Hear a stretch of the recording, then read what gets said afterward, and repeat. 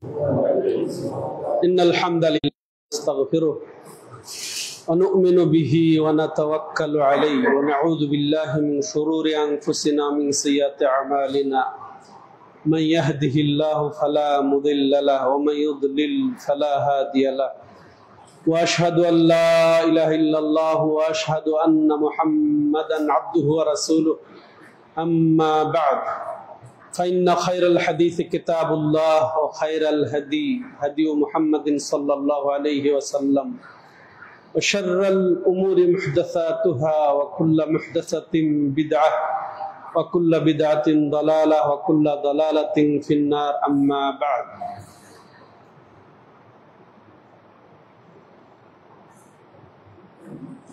يا أيها الذين آمنوا اتقوا الله حق تقاته ولا تموتن إلا وأنتم مسلمون يا أيها الناس اعبدوا ربكم الذي خلقكم من نفس واحدة وخلق منها زوجها وبث منهما رجالا كثيرا ونساء واتقوا الله الذي تساءلون به والأرحام إن الله كان عليكم رقيبا يا أيها الذين آمنوا اتقوا الله وقولوا قولا سديدا يصلح لكم أعمالكم ويغفر لكم ذنوبكم ومن يطع الله ورسوله فقد فاز فوزا عظيما সমবেত মুসল্লিয়ানে কেরাম, আল্লাহ রাব্বুল আলামিনের সকল প্রশংসা ও তার নবীর প্রতি সালাত ও সালামের পরে আমরা আবার শুকরিয়া আদায় করছি যে যার অশেষ মেহেরবানিতে আমরা এই উত্তরখান কাজীবাড়ি জামে মসজিদে আজকে জুমার নামাজ আদায়ের লক্ষ্যে একত্রিত হয়েছি। তো আজকে জুমার খুতবায় সংক্ষিপ্ত আকারে যে বিষয়টা তুলে ধরার চেষ্টা করব সেটা এর বিভিন্ন দিক রয়েছে। তার মধ্যে উল্লেখযোগ্য হচ্ছে যে আল্লাহর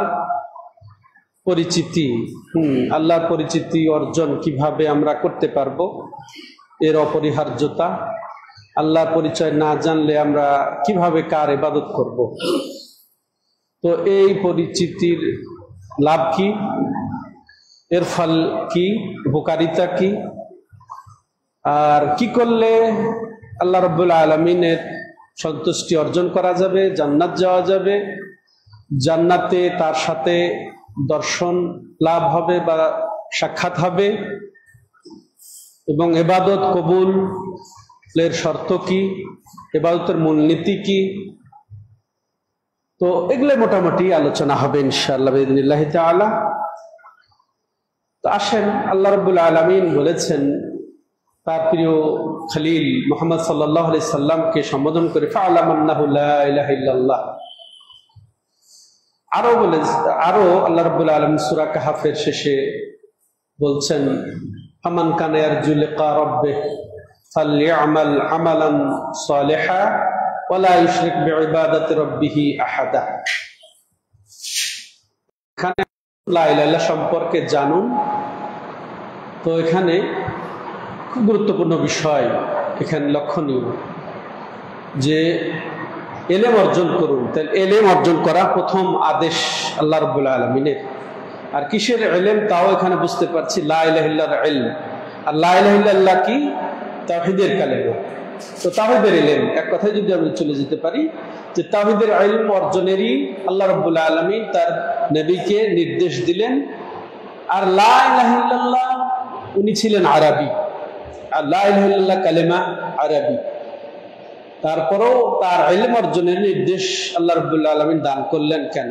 তাহলে অবশ্যই তাহলে লা ইলাহা ইল্লাল্লাহ কালেমা শুধু জপার কালেমা নয়, শুধু মুখে আওড়ানোর কালেমা নয়, বলির কালেমা নয়, বরং এটাকে বুঝার কালেমা।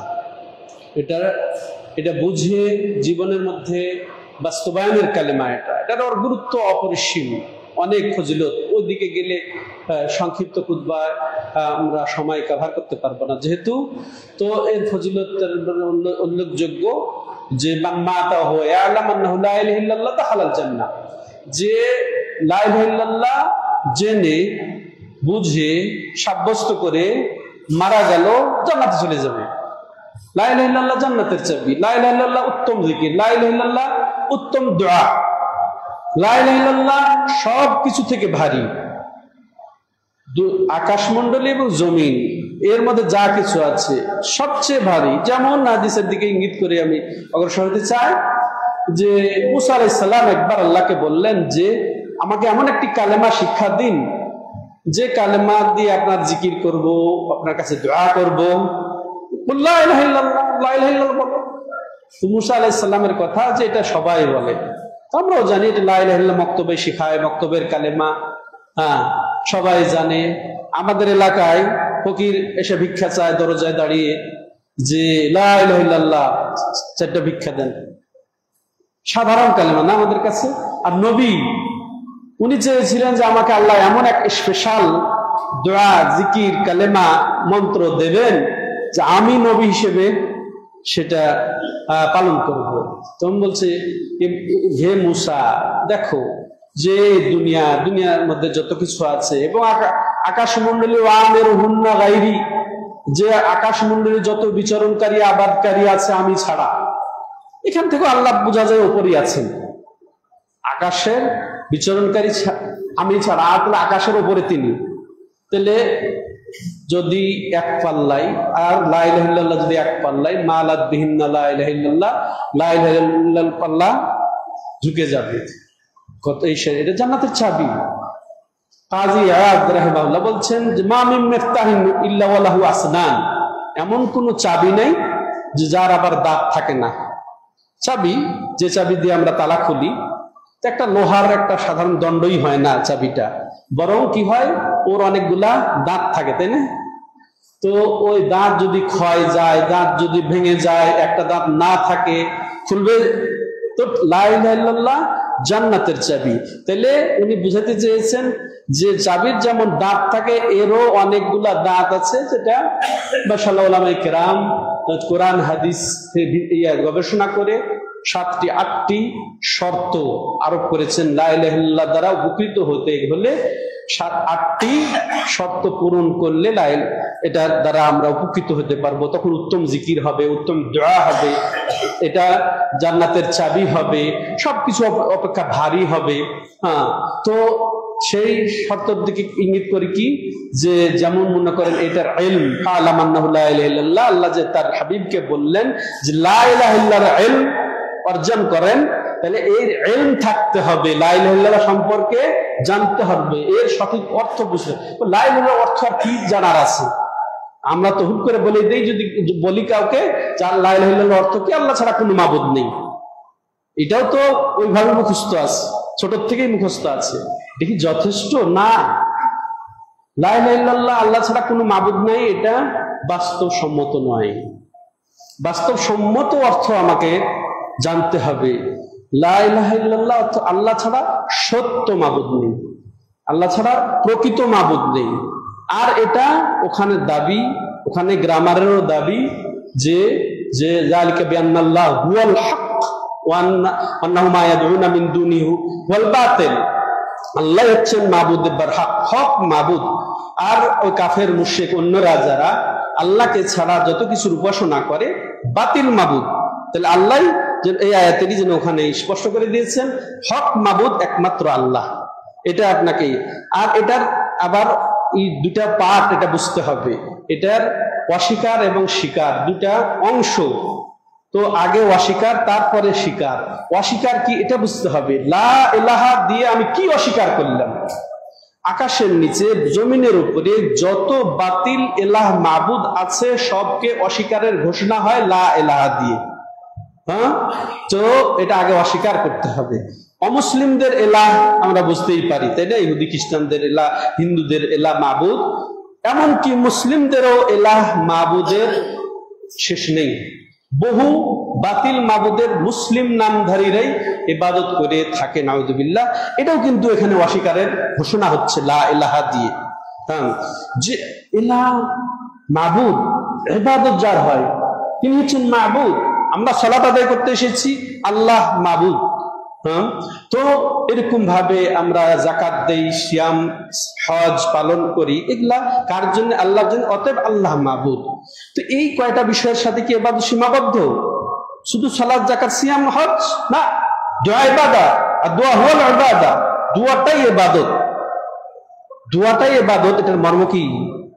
দোয়া যে ইবাদত, দোয়া সব ইবাদতের মধ্যে শামিল হয়ে যেতে পারে। আমরা এই যে সালাত আদায় করতে এসেছি, এই সালাতের দ্বারা আমরা কি চাই? আল্লাহর সন্তুষ্টি চাই, জান্নাত চাই। এই চাওয়াটা কি? দোয়া। চাওয়াটা দোয়া।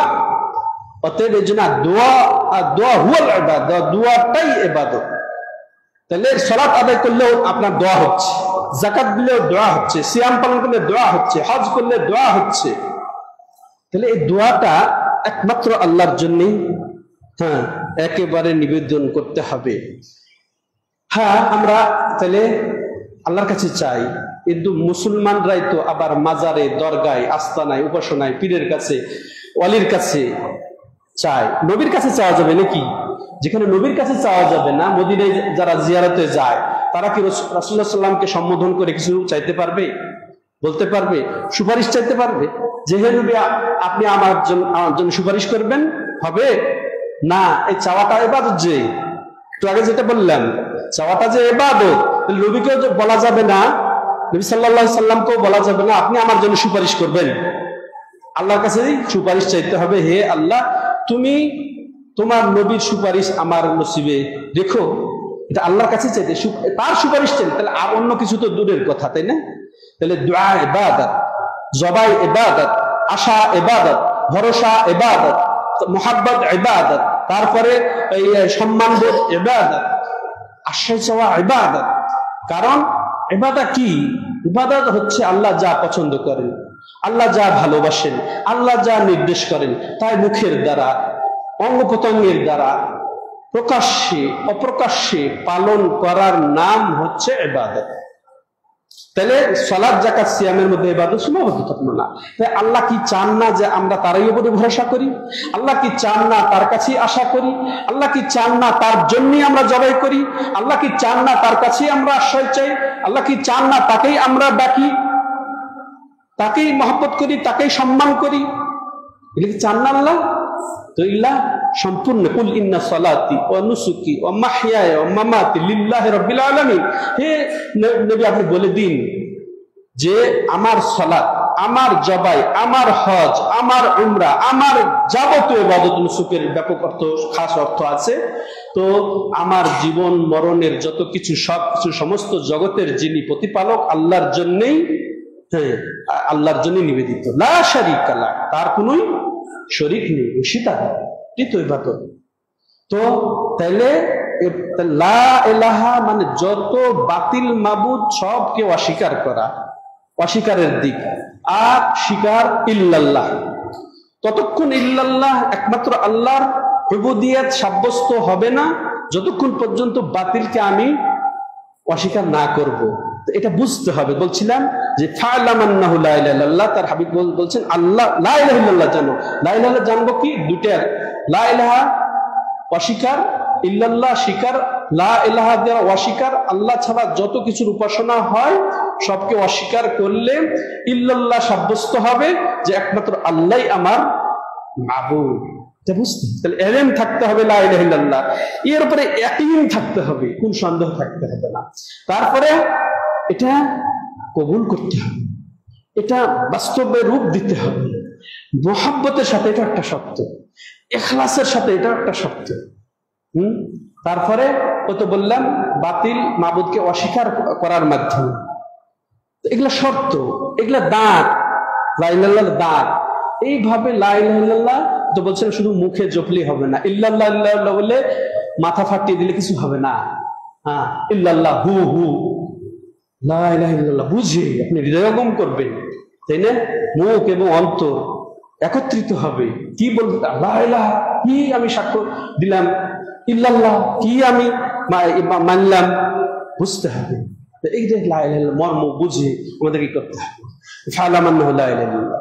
তো আল্লাহর মারিফত তাহলে অর্জন করতে হবে এই আয়াত দ্বারা। এখানে ফরজ। আল্লাহ সম্পর্কে জানা আমাদের প্রত্যেক মুসলমানের জন্য ফরজে আইন, আল্লাহর মারিফত হাসিল করা। আমরা জানি তলাবুল ইলমি ফরিদাতুন আলা কুল্লি মুসলিম, প্রত্যেক মুসলিমের নরনারীর জন্য ইলম অর্জন করা ফরজ। আমরা আমভাবে জানি যে তলাবুল এই ইলম বলতে শরীয়তের ইলম, তাই না? শরীয়তের ইলম কি সামান্য? একটা ব্যাপক। কোরআনের যত ইলম আছে শরীয়তের ইলম, দ্বীনের ইলম, হাদিসের যত ইলম আছে শরীয়তের ইলম, দ্বীনের ইলম, তারপরে মনে করেন ফিকহ শাস্ত্র আছে, তাফসীর আছে, কত কি আছে, তো এগুলা ব্যাপক, সব ইলম বুঝায়। যদি আমরা মনে করি যে সব ইলম আমার জন্য ফরজে আইন, তাহলে তো অসাধ্যের সাধন হয়ে যাবে, সম্ভাবনা।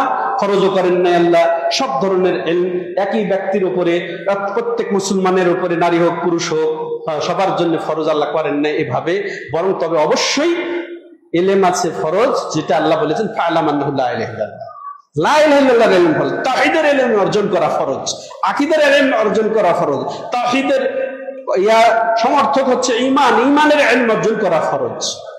তাইলে ঈমানের ইলম অর্জন করা, তাওহীদের ইলম অর্জন করা, তাওহীদ কি, তাওহীদের ক্ষেত্রগুলা কি, এগুলা বুঝা, সাব্যস্ত করা, এই তাওহীদের ক্ষেত্রে শিরক না হওয়া, এটা ফরজে আইন। আলেম সাধারণ সবাইকে অর্জন করতে হবে। হ্যাঁ, তো আচ্ছা, তাহলে বুঝা গেল তাওহীদ ঈমানের ইলমের সাথে সাথে কিসে তাওহীদ মানুষের নষ্ট হয়ে যায়, কিসে মানুষের ঈমান নষ্ট হয়ে যায়, কিসে ইসলাম থেকে বেরিয়ে যায়, ওটাও সেটা কি শিরিক, বড় শিরিক, বড় কুফর, বড় মুনাফিকি, এটাও জানতে হবে। এই ইলমটা ফরজে আইন সবার।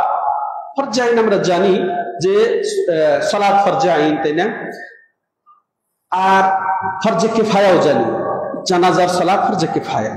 তাহলে ফরজে আইন যেটা 5 ওয়াক্ত সালাত, তো ইলমের মধ্যে তাওহীদের ইলম এটা ফরজে আইন। সব শ্রেণীর লোককে অবশ্যই তাওহীদ জানতে হবে, লা ইলাহা ইল্লাল্লাহ সম্পর্কে সঠিক ইলম থাকতে হবে, এটা ফরজে আইন। কিসে লা ইলাহা ইল্লাল্লাহ নষ্ট হয়ে যায়, এর মর্ম কিসে ধ্বংস হয়ে যায়, শিরিক কুফর, এটাও তাহলে জানতে হবে। তাহলে তাওহীদের ইলম এবং কিসে তাওহীদ নষ্ট হয়ে যায় সেটার ইলম অর্জন করা ফরজ। এর সাথে সাথে আমরা বলবো যে যে ইবাদতগুলো আল্লাহ রাব্বুল আলামিন আমাদের উপরে ফরজ করেছেন, ওই ইবাদতগুলোর ইলম অর্জন করাটাও আমাদের প্রত্যেকের উপরে ফরজ।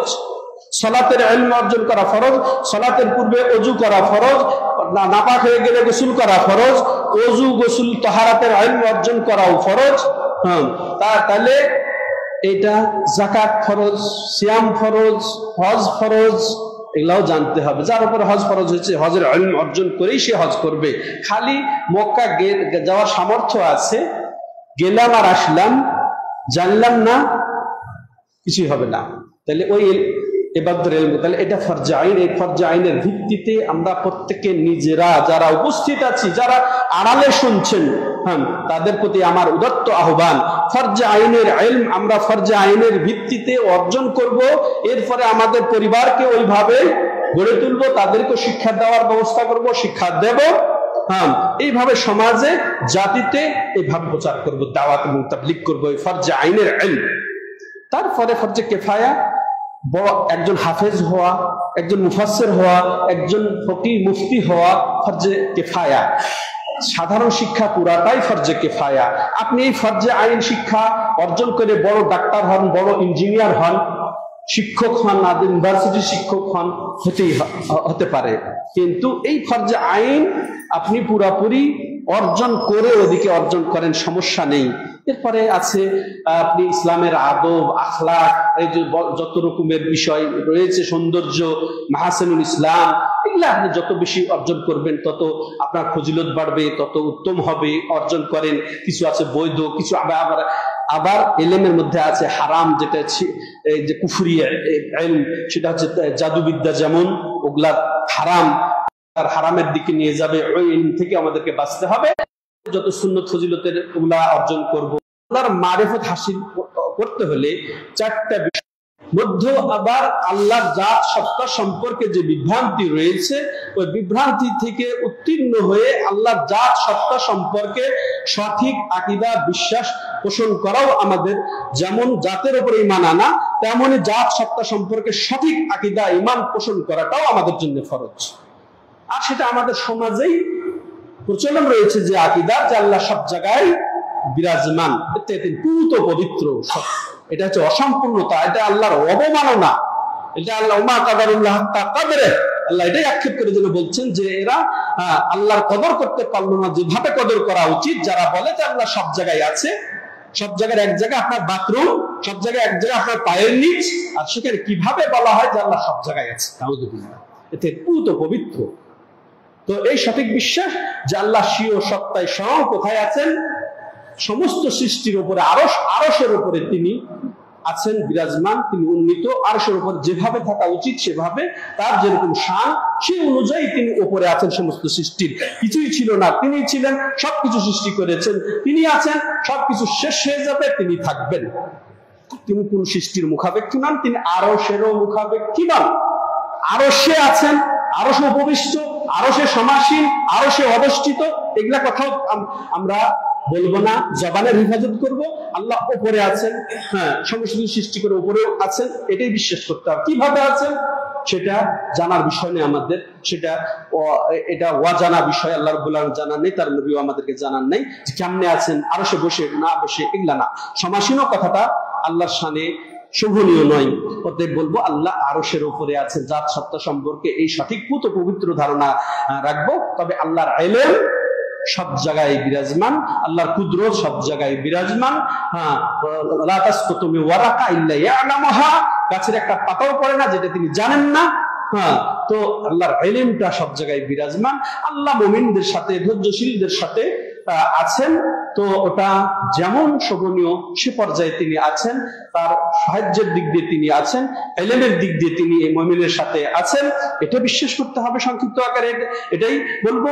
আর আল্লাহ যে উপরে আছেন এটা চার ধরনের, চারটি না, চার প্রকার, চার ধরনের দলিল দ্বারা সাব্যস্ত আল্লাহ উপরে আছেন। কোরআন হাদিসের দলিল প্রমাণ করে যে আল্লাহ উপরে আছেন, তার যুক্তি প্রমাণ করে যে আল্লাহ উপরে আছেন, বাস্তবতার দাবি আল্লাহ উপরে আছেন। স্বভাবগত যে আমাদের আকীদা, বিশ্বাস, চিন্তা, চেতনা আল্লাহর পক্ষ থেকে এসে যায়, কুল্লু মাউলুদিন ইউলাদু আলাল ফিতরা ফাআবাওয়াহু ইউহাউদানিহি আও ইউনাসসিরানিহি আও ইউমাজ্জিসানিহি, ইলা আখির হাদিস, যে রাসূলুল্লাহ সাল্লাল্লাহু আলাইহি ওয়াসাল্লাম বলেছেন প্রত্যেক সন্তান জন্মগ্রহণ করে ইসলামের উপরে, সঠিক সহজাত সঠিক আকীদা বিশ্বাস ইসলামের উপরে। তার বাবা মা তাকে ইহুদি বানায় দেয়, খ্রিস্টান বানায় দেয়, অগ্নিপূজক বানায় দেয়, যে পরিবেশে সে জন্মগ্রহণ করেন সে পরিবেশে গড়ে ওঠে। তো সেটা যে সহজাত যেটা আকীদা বিশ্বাস, সেটার দাবি হচ্ছে যে আল্লাহ উপরে আছে। দলিল কোরআন হাদিসের দলিল, পুরা কোরআন দাবি করে যে আল্লাহ উপরে আছেন। পুরা কোরআন দলিল আল্লাহ উপরে আছেন, যার কারণে কোরআন অবতীর্ণ হওয়ার ব্যাপারে নাজ্জালা, আনজালা, উনজিলা, হ্যাঁ, তো এই নুজুল শব্দটা, অবতীর্ণ হওয়ার শব্দটাই এসেছে, এতে বোঝা গেল কোরআন অবতীর্ণ, উপর থেকে নিচে এসেছে কোরআন।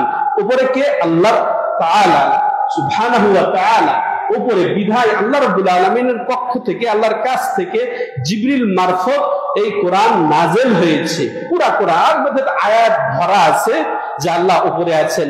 ইলাস সামা আলাস সামা ইস্তাওয়া আলাল আরশ, এগুলা অহরহ আছে। হাদিসও এরকম ভরি ভরি যে আল্লাহ রাব্বুল আলামিন, রাসূলুল্লাহ সাল্লাল্লাহু আলাইহি ওয়াসাল্লাম এক দাসীকে জিজ্ঞাসা করলেন আইনা আল্লাহ, আল্লাহ কোথায়? এই কথাটা বলাটাও একটা নবী সাল্লাল্লাহু আলাইহি ওয়াসাল্লাম থেকে সাব্যস্ত। আমরা কাউকে জিজ্ঞাসা করতে পারি তার ঈমান টেস্টের জন্য যে আল্লাহ কোথায়। সে যদি বলে সব জায়গায়, ভ্রান্ত আকীদা, এমনকি কুফরি আকীদা, ওটা ইমাম আবু হানিফা রাহমাতুল্লাহ আলাইহির ফতোয়া। যে বলবে যে আল্লাহ সব জায়গায়, কোথায় আছে জানি না, আরশ আছে, আরশ কোথায় জানি না, সে ফাহুয়া কাফির, কাফারা বিল্লাহিল আযীম, এইভাবে তিনি আছেন। যেটা ফিকহুল আকবরে মোল্লা আলী কারি হানাফি রাহিমাহুল্লাহ তার ফিকহুল আকবরে সুন্দর করে উল্লেখ করে দিয়েছেন। এটা ফিকহুল আকবর এখন বাজারে মাশাআল্লাহ যে আব্দুল্লাহ জাহাঙ্গীর রাহিমাহুল্লাহ ব্যাখ্যা সহ উনি অনুবাদ করেছেন। ওটা পড়ে দেখতে, ওটা ইমাম হানিফার আকীদা সেখানে। আর তিনি বলছেন যে কুফরি। তাহলে বলছিলাম যে দলিল তেমনি ইরহামু মান ফিস সামা ইয়ারহামুকুম মান ফিল আরদ।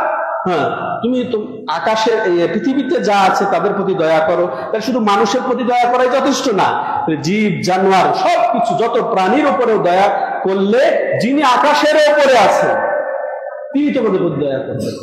আয়াত বহুত আছে, ফাওকাস সামা ইলাস সামা।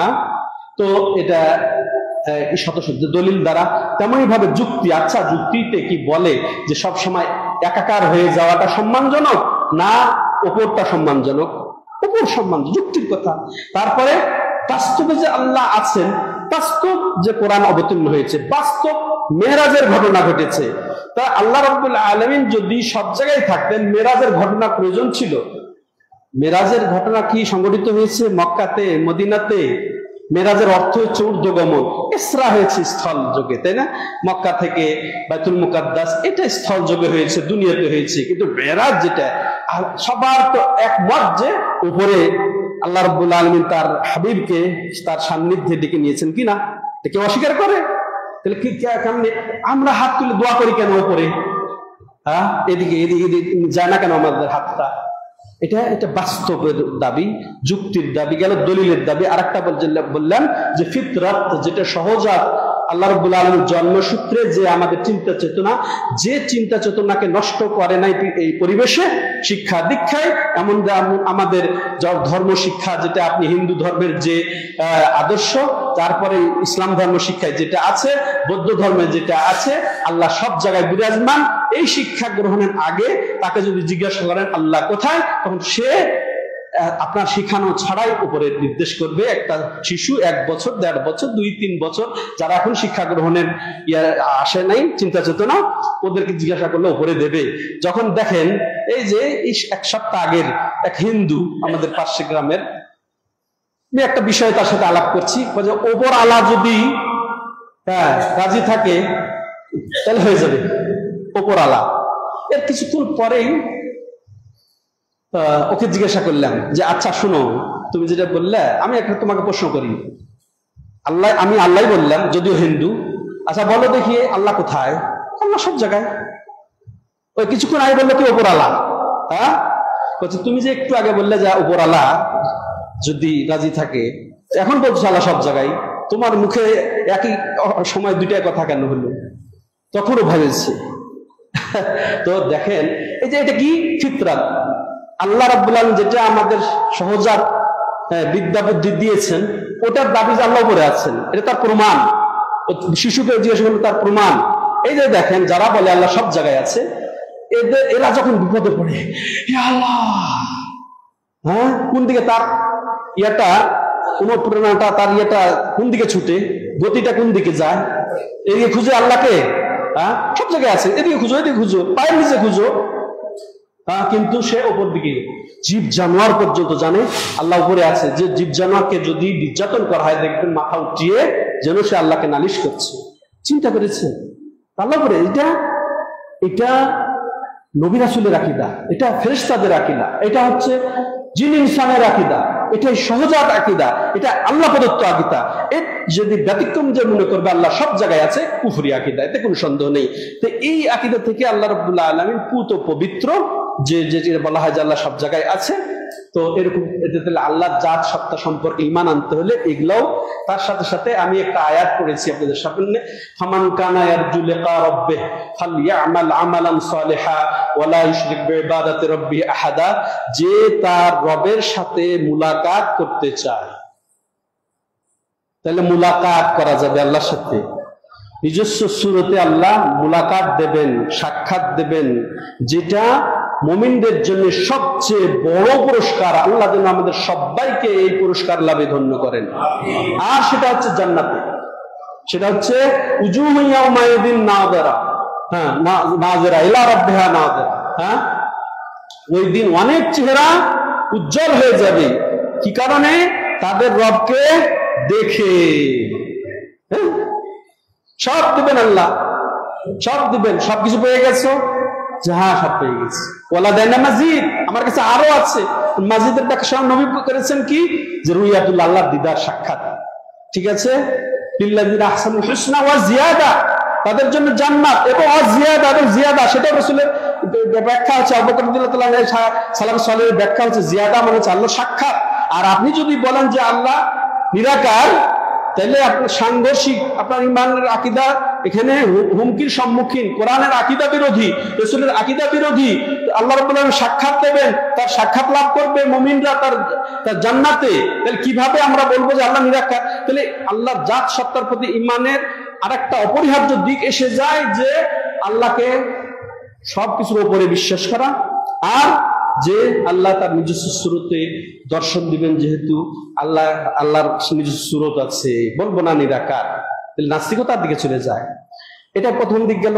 আল্লাহর জাত সত্তা বা আল্লাহর প্রতি ঈমানের বা আল্লাহর মারিফত হাসিলের প্রথম দিক হচ্ছে আল্লাহর জাত সত্তার প্রতি ঈমান, তার সাথে সাথে সঠিক আকীদা ভিত্তিক ঈমান। যেটা সঠিক আকীদা দুটা অংশ, যে সব জায়গায় বিরাজমান, এটা ভ্রান্ত কুফরি আকীদা, আর আল্লাহ নিরাকার, এটাও ভ্রান্ত আকীদা।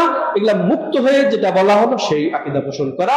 এবার আসেন এরপরে আল্লাহর কর্ম আছে বুঝার সুবিধার্থে। এরপরে দুইটা দিক, আল্লাহর কর্ম আছে, আল্লাহ রাব্বুল আলামিন খালেক, আল্লাহ রাব্বুল আলামিন মালিক, আল্লাহ রাব্বুল আলামিন মুদাব্বির, রাজ্জাক, এই যেগুলো আল্লাহর কর্ম রয়েছে। তো আল্লাহকে স্রষ্টা হিসেবে, আল্লাহকে মালিক হিসেবে, আল্লাহকে নিয়ন্ত্রক হিসেবে, রিজিক দানকারী হিসেবে, বৃষ্টি বর্ষণকারী হিসেবে, জীবন দানকারী হিসেবে, মৃত্যু দানকারী হিসেবে একক বিশ্বাসও করতে হবে, একক সাব্যস্ত করতে। বিশ্বাস করলাম কিন্তু বাস্তবে ভিন্ন কাজ করব, সেটা হবে না। তো তাকে এই আল্লাহর কর্মে আল্লাহকে একক বিশ্বাস করা, এটা দ্বিতীয় ক্ষেত্র। এটাকে সঠিক করা, এটা আল্লাহর মারিফতের দ্বিতীয় দিক। বলবেন যে কিভাবে বাস্তবে? যেমন আল্লাহ রাব্বুল আলামিন, আল্লাহ আমাদের রিজিক দান করেন, এটা আমরা বিশ্বাস করি। কিন্তু রিজিক কি খালি খাদ্য, খাবার, টাকা পয়সা, এটাই রিজিকের মধ্যে সীমাবদ্ধ না। আল্লাহর রিজিক হচ্ছে আপনার সুসন্তান, আপনার সন্তানও রিজিক, আপনার গাড়ি বাড়ি আপনার রিজিক, আপনার সুস্বাস্থ্য রিজিক। রিজিক ব্যাপক। তাহলে এই রিজিক চাওয়ার জন্য কবরে মাজারে দরগায় যাওয়া যাবে? ওলির কাছে চাওয়া যাবে? তাহলে এটা শিরিক হয়ে গেল, আল্লাহর কর্মে শিরিক হয়ে গেল।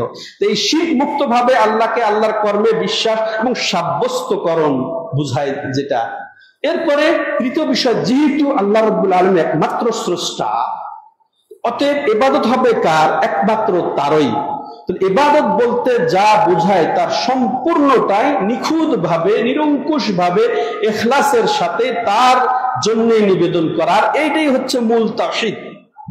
এটাই মক্কার কাফের আবু জাহাল, আবু লাহাবরা মেনে নিতে পারে নাই। তারা কিন্তু আল্লাহকে স্রষ্টা হিসেবে এক মনে করত, রিজিক দানকারী হিসেবে এক মনে করত, মালিক হিসেবে এক মনে করত। ওয়ালা ইন সাআলতাহুম মান খালাকাকুম লা ইয়াকুলুনাল্লাহ। তো তাদেরকে তুমি যদি জিজ্ঞাসা করো কে তাদেরকে সৃষ্টি করেছে, তো তারা অবশ্যই কি বলবে? আল্লাহ। আবু জাহাল, আবু লাহাবের আকীদা যে আল্লাহ সৃষ্টি করেছেন, কিন্তু কি কারণে তাদের বিরুদ্ধে লড়াই করেছেন, যুদ্ধ করেছেন নবী সাল্লাল্লাহু আলাইহি সাল্লাম? তারা এক আল্লাহর ইবাদত করতে পারে নাই। ওই লাত, মানাত, হবল তাদেরকেও তারা ডেকেছে, তাদেরকে বিপদে আপদে ডেকেছে। কিন্তু কথায় কথা চলে আসে, বিষয়টা শেষ করার ইয়েতে, তো হ্যাঁ, এটা শাইখুল ইসলাম মুহাম্মদ বিন আব্দুল ওয়াহাব চমৎকার বলেছেন। ওই মক্কার আবু জাহাল, আবু লাহাব পূর্ব জামানার মুশরিকদের চেয়ে বর্তমান জামানার মুসলিম নামধারীদের শিরিকটা তাদের শিরিকের চেয়েও জঘন্য। নাউযুবিল্লাহি মিন যালিক। মুসলমান নামধারীদের শিরক জঘন্য। তার কারণ আছে, যুক্তি আছে। সেটা কি? যে তারা সুখে স্বাচ্ছন্দ্যে আল্লাহর সাথে শিরিক করত, কিন্তু বিপদে পড়ে গেলে আল্লাহর দিকে ফিরে আসতো, তওবা করে আল্লাহর দিকে ফিরে আসতো। এটা আল্লাহ রাব্বুল আলামিন সাক্ষ্য দিচ্ছেন তাদের কথা, যে ফালাম্মা নাজ্জাহুম ইলাল বার ইযা হুম ইউশরিকুন। যখন তাদের শুকনাতে মুক্তি দেওয়া হতো, তারা তখন শিরিক করত। ওয়া ইযা রাকাবু ফিল ফুলকি দাউল্লাহ মুখলিসিন। তো যখন তারা নৌযানে সফর করত আর সমুদ্রে তরঙ্গমালায় তাদেরকে ডুবিয়ে মারবে এই পরিস্থিতির শিকার হতো, তখন তারা মুখলিসিনা, আল্লাহকে একেবারে ইখলাসের সাথে ডাকতো। তখন তাদের লাত, মানাত, ওই যে ওলিয়া, আউলিয়া, গাউস, কুতুব সবকে ভুলে যেত। কিন্তু আজকের জামানার এই যে মুসলিম নামধারী, এরা সুখে স্বাচ্ছন্দ্য ওই ওলিয়া উলিয়াকে ডাকে, মজারে যায়, দরগায় যায় ছুটে, আর বিপদে পড়লে তো আরো হুমড়ি খেয়ে পড়ে। হায় রে কান্না, চোখের পানি ভাসিয়ে দিচ্ছে। এটা আল্লাহর জন্য, আল্লাহর ভয়ে ওই ওলির কাছে যায়, কবরে যায়, সিজদায় লুটিয়ে গেছে। কিভাবে? এই যে ভালো করে আমরা জেনে রাখি, ওই কবরে গেলেই ওখানে যে আল্লাহর জন্য সালাত আদায় করা যাবে না, আল্লাহর জন্য আল্লাহর কাছেও দোয়া করা যাবে না। ওই কবরে মাজার পাশে গিয়ে আসা ওইখানে যে আপনি আল্লাহর কাছে দোয়া করবেন, এটাও নাজায়েজ। ওইখানে যে জবাই করবেন কবরে মাজারে গিয়ে আল্লাহর জন্য, সেটাও নাজায়েজ। আর সরাসরি তার নিয়তে করলে কঠিন অবস্থা। আর এটাই বাস্তব ভাই, এটা না এটা দুটোই হচ্ছে। এটা আরো ভয়াবহ, সরাসরি অলির সন্তুষ্টির জন্য জবাই, সরাসরি তার কাছে যাওয়া, তার কাছে আসা, তার উপরে ভরসা, একের মহা বিপদ, ইসলাম থেকে একেবারে 100% খারিজ হয়ে যায়। আর যদি ওইখানে আল্লাহর কাছে চায়, এটাও শিরক। ওইখানে চাইলো কেন? ও বাড়িতে আল্লাহর কাছে চাইবে, গভীর রাত্রে চাইবে, উঠে আল্লাহর কাছে শেষ রাতে চাইবে, যেখানে দোয়া করতে তার ভালো সেখানে চাইবে। ওইখানে এসে দোয়া করা কি যে তার একটা অংশ আছে, সে তার দোয়াটাকে পার করে দিবে নাকি? বাস ওটা কি বলছিলাম, কঠিন শিরিক। তারপরে এই বর্তমান জামানার শিরিকের যে জঘন্যতার আরেকটা কারণ, সেটা কি, ওই জামানার লোক নিষ্পাপ সত্তার সাথে আল্লাহর সাথে শরিক করত। যেমন ফেরেশতা ধরেন, যেমন মনে করেন আরো নাসর, এরা সত্যিকার সৎ লোক ছিলেন, ওদের মূর্তি বানায় এসে শিরিক করতো, তাই না? গাছ বৃক্ষর শিরিক করতো, গাছতলায় গিয়ে শিরিক করতো। এখনকার জামানায় এরা নাপাক সত্তা, গাঁজাখোর, এই যে যারা আড্ডাবাজ, এই মাজারে দরগায় যে ইয়াবার সন্ন্যাসী মতো, এদের সাথে আল্লাহর শিরিক করে। যারা নিষ্পাপ না, নিজের দিকে আহ্বান করে, বুঝে আসছে তো এইরকম অবস্থা। তাহলে এবাদত একমাত্র তার জন্য করা। আর এবাদতের পরিধিটাও আমরা আশা করি বুঝেছি, যে সালাত, যাকাত, সিয়াম, হজ নয়, বরং আমার যা আল্লাহ পছন্দ করেন, যা আল্লাহ ভালোবাসেন, সেগুলো সব এবাদতের শামিল। ঠিক আছে? তো এই ক্ষেত্রে আল্লাহকে একক বিশ্বাস করা ইবাদতের ক্ষেত্রে। তাহলে আল্লাহর মারিফত, আল্লাহর পরিচিতি অর্জন করতে হলে আল্লাহর জাত সত্তার প্রতি সঠিক আকীদা, বিশ্বাস, তার সাথে আল্লাহর কর্মে আল্লাহকে একক বিশ্বাস, একক সাব্যস্ত। তৃতীয়ত, যেহেতু তিনি আল্লাহ একক স্রষ্টা, অতএব সব ইবাদত একমাত্র তার জন্যই ইখলাসের সাথে একে নিবেদিত করতে হবে। তিনটা গেল। আল্লাহ রয়েছে সুন্দর সুন্দর নাম, সুন্দর সুন্দর সিফাত, কোরআনে এবং হাদিসে যা কিছু এসেছে সেগুলা শব্দ মর্ম নির্বিশেষে তো ওটা সেভাবে বিশ্বাস এবং সাব্যস্ত করা, কোন রকম অপব্যাখ্যায় যাব না, কোন রকমের তাবিল ব্যাখ্যা, তারপর অস্বীকার, ওয়াকেজো, এগুলা কিচ্ছু করা ছাড়াই সেইভাবে যেভাবে সাহাবায়ে কেরাম বুঝেছেন নবী সাল্লাল্লাহু আলাইহি ওয়াসাল্লামের থেকে, লাইসা কামিসলিহি শাইউন ওয়া হুয়াস সামিউল বাসীর, তার মতো কোনো কিছুই না, অথচ তিনি সর্বশ্রোতা সর্বদ্রষ্টা। তিনি দেখেন, তিনি শোনেন, তাই না? আমরাও দেখি, আমরাও শুনি। এই জন্য আমরা এগুলাকে অপব্যাখ্যা করব না, শোনাটাকে, দেখাটাকে অপব্যাখ্যা করব না। আল্লাহর সিফত বর্ণনা হয়েছে কুদরত, তা আল্লাহর সিফত বর্ণনা হয়েছে হাত, আমরা অপব্যাখ্যা করে হাতকে আবার কুদরত করব না। যেমন ইমাম হানিফা রাহমাতুল্লাহ আলাইহি ওয়াফিকুল আকবার রয়েছে, লা নাকুলু ইয়াদুহু কুদরাতুহু, আমরা এমন বলবো না যে আল্লাহর হাত আল্লাহর কুদরত। অথচ সমাজের আলেম ওলামারাও এই বিশ্বাস পোষণ করেন, এই আসমা সিফাতের তাবিল করেন কি, যে কুদরতি হাত, কুদরতি পা, আল্লাহর অবতরণ হওয়া মানে আল্লাহর রহমত অবতরণ হওয়া, এগুলা অপব্যাখ্যা। এগুলা করা ছাড়াই আমাদেরকে ওইভাবে বিশ্বাস করে নিতে হবে যেভাবে আল্লাহ বলেছেন, ইয়া ইবলিসু মা মানাকা আন তাসজুদা লিমা খালাকতু বিয়াদাইয়া, ওহে ইবলিস, আমি যাকে আমার নিজের দুই হাত দিয়ে সৃষ্টি করেছি তাকে সিজদা করতে তো কে নিষেধ করলো? আল্লাহ স্পষ্ট বলছেন না আমার নিজের দুই হাত। আর আপনি বলবেন ওখানে কুদরত, ওখানে দুই কুদরত। আল্লাহর দুই কুদরতের অর্থ কি তাহলে বলেন দেখি? দুই কুদরত দিয়ে আল্লাহ রাব্বুল আলামিন সৃষ্টি করেছেন, অথচ আল্লাহ রাব্বুল আলামিন কুদরত, কাদির, কুওয়াত শব্দটা এসে গেছে কোরআনে বিভিন্ন জায়গায়। তাইলে ওটা অপব্যাখ্যা ছাড়া ওইভাবে বিশ্বাস করা। চারটা বিষয় যদি আমরা জ্ঞান লাভ করি তাহলে আল্লাহর মারিফত হবে। আল্লাহর মারিফত ছাড়া জান্নাতে যাওয়া যাবে না। আর যে তিনটা ক্ষেত্র ওখানে বিশেষ তাওহীদের ক্ষেত্রে। তাওহীদ কি? ওই যে বললাম, আল্লাহকে আল্লাহর হক সমূহে, ইবাদত সমূহে বা তিনটি ক্ষেত্রে একক বিশ্বাস ও একক সাব্যস্ত করার নাম হচ্ছে তাওহীদ। তাওহীদের তিনটা ক্ষেত্র এতে বোঝা গেল যে আল্লাহকে আল্লাহর কর্মসমূহে। আচ্ছা, এখানে বুঝার সুবিধার্থে আল্লাহর কর্ম আর একটা হচ্ছে আমাদের ইবাদত আমল। বান্দার আল্লাহর কর্ম, যেটা বলে সৃষ্টি, মালিকানা, কর্তৃত্ব, রিজিক দান, এই যে এগুলা আল্লাহর কর্ম, এগুলো একক বিষয় সাহায্য করা। আমাদের আমল, আমাদের ইবাদত, সালাত, যাকাত, সিয়াম, হজ, দোয়া, জিকির, তেলাওয়াত, তারপরে আশা, ভরসা, জবাই, আশ্রয়, মুহাব্বত, এই যেগুলা আমাদের আমল, আমাদের ইবাদত, এই ক্ষেত্রে আর কাউকে কোনো অংশ চিন্তাও করব না, একমাত্র আল্লাহ। না সর্বশ্রেষ্ঠ ফেরেশতা জিবরিলকে চিন্তা করবে সব বিষয়ে, না শ্রেষ্ঠ নবী মুহাম্মদ সাল্লাল্লাহু আলাইহি ওয়াসাল্লামকে। এদিকে যদি চিন্তা না করা যায়, কোন গাউস, কুতুব, ওলি, আউলিয়া চিন্তা করা যাবে সব ক্ষেত্রে? হ্যাঁ, এর থেকে পুত পবিত্র তিনি। তো এটা বিশ্বাস করতে হবে, তাহলে ইবাদত বুঝতে হবে। তো যাই হোক, আমরা শেষ দিকে চলে আসছি। এই যে ইবাদতের জন্য আল্লাহ কিন্তু আমাদেরকে সৃষ্টি করেছে। ইবাদতের রহস্য মোটামুটি এখন কিছুটা সংক্ষেপে হলেও যে ফুটে উঠেছে। আর এই ইবাদত কবুলেরও, ইবাদতের জন্য কিছু আছে, কি জানেন? ইবাদতের জন্য মূলনীতি রয়েছে, ইবাদতের জন্য রোকন রয়েছে, ইবাদতের শর্ত রয়েছে, ইবাদতের ক্ষেত্রে মানুষের বিভাগ রয়েছে। এগুলাও সংক্ষেপে সময়ে প্রতিটা একটা একটা করে মিনিটে আপনারা সচেতন হয়ে শুনবেন। প্রথম কথা, যে এই ইবাদতের জন্য আল্লাহ সৃষ্টি করেছেন, যার ভিত্তিতে মানুষ, দুনিয়ার মানুষ 4 ভাগে বিভক্ত: মুস্তাকবির অহংকারী, মুশরিক, বেদাতি, মুওয়াহহিদ। 4 শ্রেণী মানুষ পৃথিবীতে। নাস্তিক, 1 নাম্বার নাস্তিক, 2 নাম্বার মুশরিক। এই সংখ্যা সবচেয়ে বেশি দুনিয়াতে। সমস্ত অমুসলিম মুশরিক, মুসলিমের মধ্যে অধিকাংশ মুশরিক। যেটা বুঝলাম, যারা খাঁটি আল্লাহর জন্য ইবাদত করতে পারে তারা ছাড়া, যারা ওই যে দোয়া, তারপরে ওই যে আশা, ভরসা, জবা, এগুলা কেন্দ্রিক যারা অন্যকে দেয় আল্লাহকে ছাড়া, আল্লাহর সাথে মৃত ব্যক্তির জন্য বা অদৃশ্য ব্যক্তির জন্য, এরা মুশরিক। এরা আল্লাহ হিদায়াত দেন তাদেরকে, ঠিক আছে। দ্বিতীয়, এটা অনেক বেশি সংখ্যক, দুনিয়াতে মুশরিকের সংখ্যা সবচেয়ে বেশি। তৃতীয় কে জানেন? শিরিক না করলে বেদাত করে, বেদাতিরও সংখ্যা অনেক বেশি। এগুলা দলিল দিয়ে বলার সুযোগ আর হয় না, হচ্ছে না। তারপরে চতুর্থ শ্রেণীর লোক হচ্ছে যারা শিরিক মুক্ত ইবাদত করে, যারা বেদাত মুক্ত ইবাদত করে, যারা আল্লাহর ইবাদত করে। আল্লাহ যেন ওই শ্রেণীর অন্তর্ভুক্ত আমাদেরকে করেন। এবার আসেন,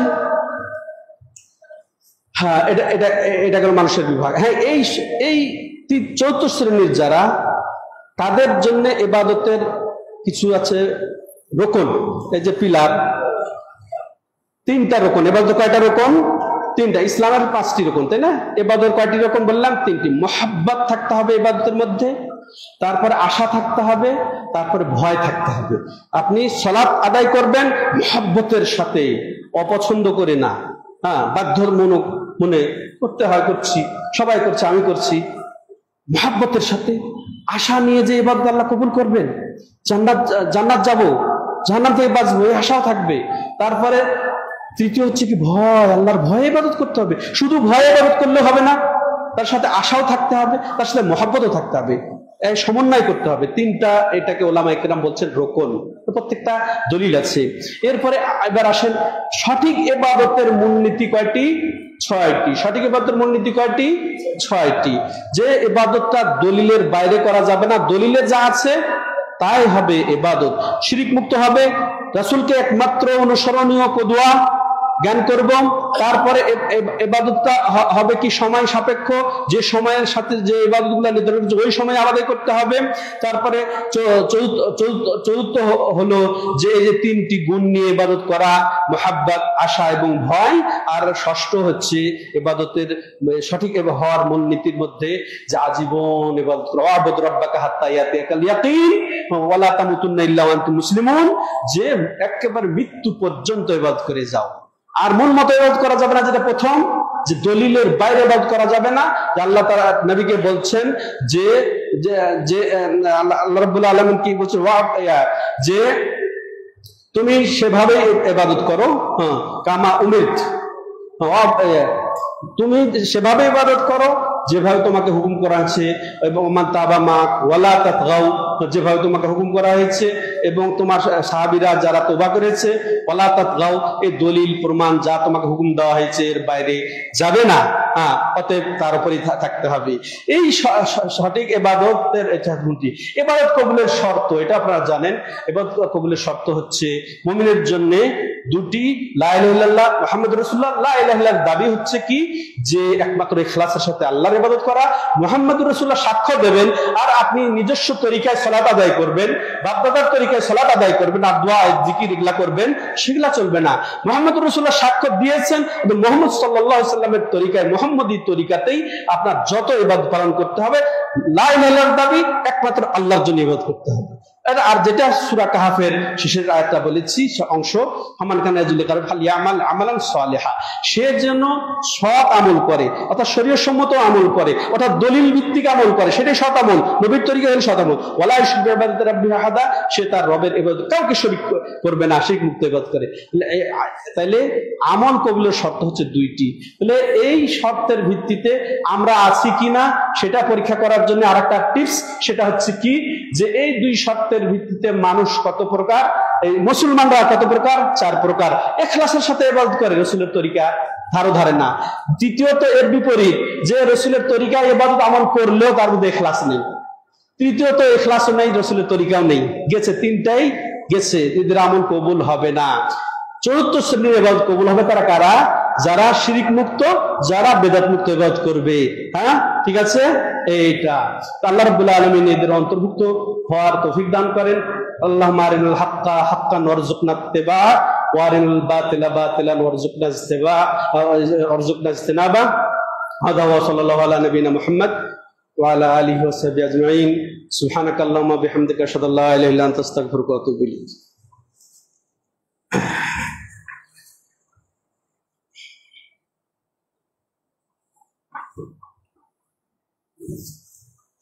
আলহামদুলিল্লাহি রাব্বিল আলামিন ওয়াল আকিবাতু লিল মুত্তাকিন ওয়াস সালাতু ওয়াস সালামু আলা আশরাফিল আমবিয়াই ওয়াল মুরসালিন নবিয়িনা মুহাম্মদ ওয়া আলা আলিহি ওয়া সাহবিহি ওয়া মান তাবি'আহুম বিইহসানিন ইলা ইয়াউমিদ্দিন। আম্মা বা'দ। ক্বালা আল্লাহু আযজা ওয়া জাল্লা ইন্নাল্লাহা ওয়া মালাইকাতাহু ইউসাল্লুনা আলান নবী ইয়া আইয়ুহাল্লাযীনা আমানু সাল্লু আলাইহি ওয়া সাল্লিমু তাসলিমা। ওয়া ক্বালা an-নবী সাল্লাল্লাহু আলাইহি ওয়াসাল্লাম মান সাল্লা আলাইয়া সালাতান ওয়াহিদা সাল্লাল্লাহু তাআলা আলাইহি বিহা 10। আল্লাহুম্মা সাল্লি আলা মুহাম্মদ ওয়া আলা আলি মুহাম্মদ কামা সাল্লাইতা আলা ইব্রাহিম ওয়া আলা আলি ইব্রাহিম ইন্নাকা হামিদুম মাজিদ। আল্লাহুম্মা বারিক আলা মুহাম্মদ ওয়া আলা আলি মুহাম্মদ কামা বারাকতা আলা ইব্রাহিম ওয়া আলা আলি ইব্রাহিম ইন্নাকা হামিদুম মাজিদ। আল্লাহুম্মা আতি নুফুসানা তাকওয়াহা ওয়া যাক্কিহা আনতা খায়রু মান যাক্কাহা আনতা ওয়ালিয়ুহা ওয়া মাওলাহা। আল্লাহুম্মা ইন্না নাসআলুকাল হুদা ওয়াত তুকা ওয়াল আফাফ ওয়াল গিনা। আল্লাহুম্মা ইগফির লানা ওয়া লিল মুমিনিনা ওয়াল মুমিনাত ওয়াল মুসলিমিনা ওয়াল মুসলিমাত ওয়া আলিফ বাইনা কুলুবিহিম ওয়া আসলিহ যাতা বাইনিহিম ওয়ানসুরহুম আলা আদুওয়িকা ওয়া আদুওয়িহিম। আল্লাহুম্মা লানিল কাফারাতাল্লাযীনা ইয়াসুদ্দুনা